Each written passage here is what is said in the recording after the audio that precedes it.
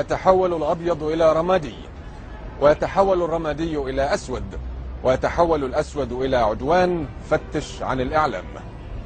وحينما يتحول الحق إلى شك، ويتحول الشك إلى زور، ويتحول الزور إلى بهتان، فتش عن الإعلام.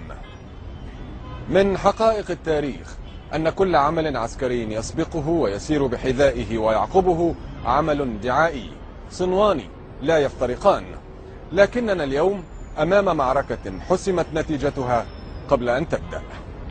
ضع مفردات ما يسمى العمل الإعلامي أمام جهل الأمريكيين وضعف الأوروبيين وعجز العرب، وأنت تدرك حجم المأساة.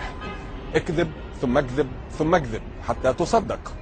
هؤلاء المتلاعبون بالعقول بكل منهجية وبكل إبداع يستحقون من الناحية المهنية كل إعجاب، حتى وإن كانوا من الناحية الأخلاقية يستحقون كل احتقار.